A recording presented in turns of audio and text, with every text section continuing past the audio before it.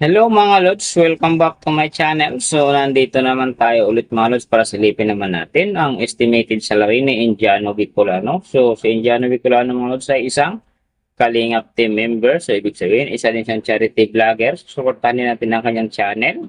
Kagaya ng pag-support natin sa buong Kalingap team. Pero syempre huwag niyo rin naman kalimutan na isama na sa pag-support ng aking channel. So mga Lods, kung hindi pa kayo nakapag-subscribe, pakiclick nyo muna subscribe natin. And then syempre, pakipost na rin ng notification bell para lagi kayong updated sa ating video. So ano po ba ang hinihintay natin mga Lods? Let's go!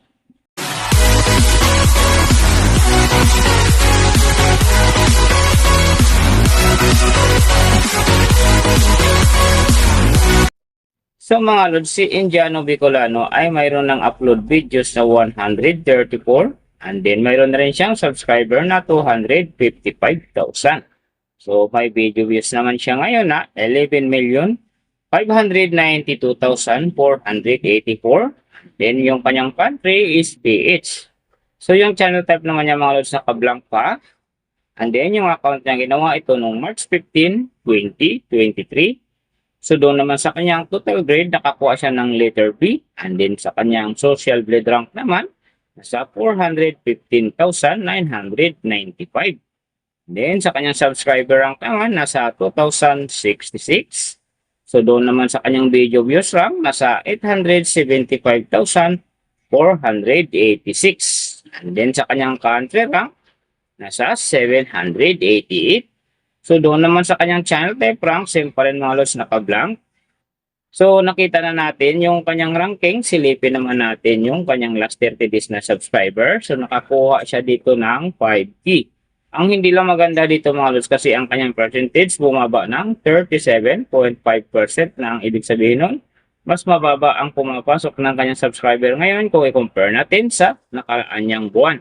So doon naman sa kanyang views mga Lods in the last 30 days, nakakuha siya ng 652.743k views.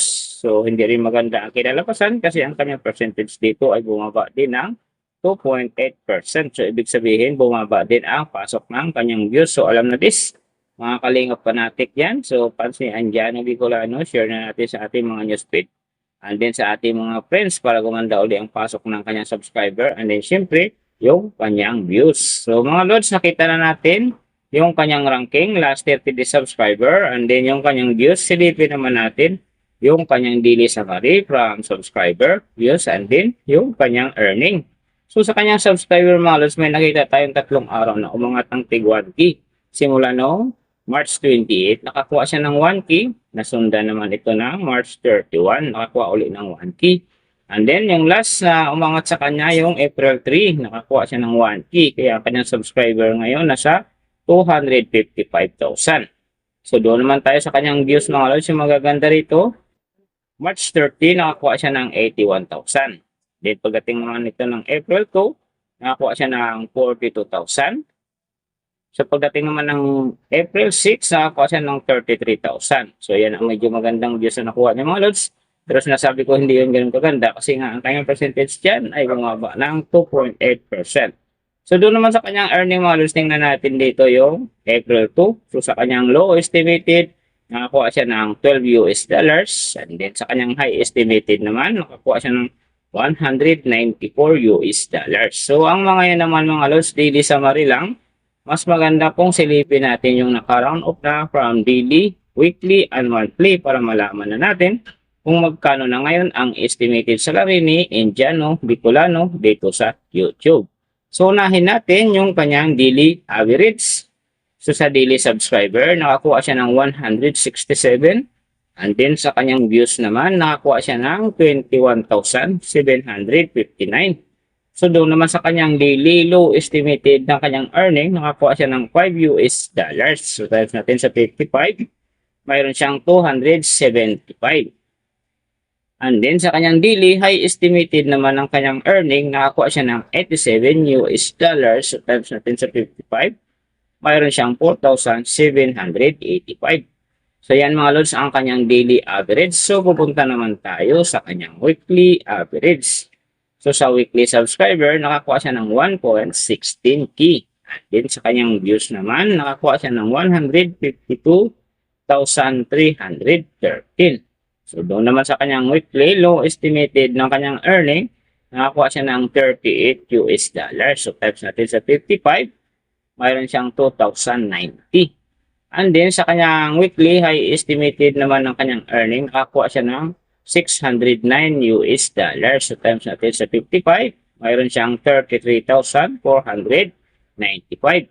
So, yan mga lods ang kanyang weekly average. So, pupunta naman tayo sa kanyang monthly average.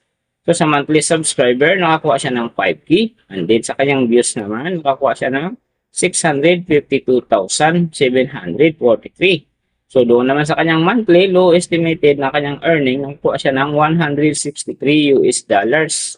So, times natin sa 55, mayroon siyang 8,965.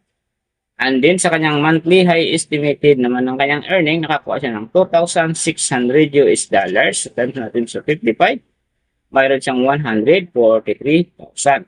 So, yan naman mga lods ang kanyang monthly average. And then, yung nababanggit ko rito or nakikita nyo is pawang estimated lamang. Nakabase lang tayo sa social blade website. Isang public website na kahit sino pwedeng mag-open para malaman kung magkano na ang estimated salary ng ating mga iniidolong YouTuber, vlogger, or influencer. And then mga lods, laging natutupad dyan yung low estimated kasi nga hindi talaga natin kayang i-demand sa ating mga viewers na huwag mag-skip ng ads. Pero pwede pa rin namang maging times 2, times 3, or maging times 4 pa kapag ang isang vlogger nakapag-viral ng kanyang video. Pero siyempre mga lods, para kay Indiano Bicolano, kung supporter kayo ng Kalingap at sa kanyang Indiano, so huwag na kayo mag-skip ng ads dahil big help yan sa kanyang channel. At siyempre sa mga taong kanyang tinutulungan. Pero siyempre huwag na rin kalimutan na huwag na rin skip ang aking ads dahil big help din yan sa aking channel at saka siyempre sa aking pangarap. Sa mga lods, kung hindi pa kayo nakapag-subscribe, pakiclick nyo ng subscribe natin.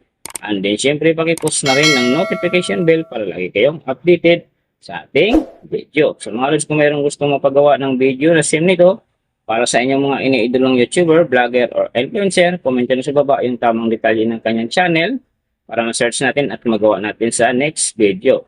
Pero siyempre mga lods, priority ko yung mga members namin. Siyempre, unahin natin sila pag-request. Ayan, unahin kong pagbigyan. Pero pagbibigyan ko pa rin kayo lahat mga lods. So kayo mag-ala. Be patient lang. So mga lods, yung maraming salamat sa lahat na mga sumusuporta sa aking channel. Sa mga support pa lang, ingat kayo palagi ang get bless. At sana gawain kayo din palagi ng Panginoon sa ginagawa niyo araw-araw. At siyempre, magtagumpay din kayo sa inyong mga pangkarap. So hanggang dito na lang. See you on my next video.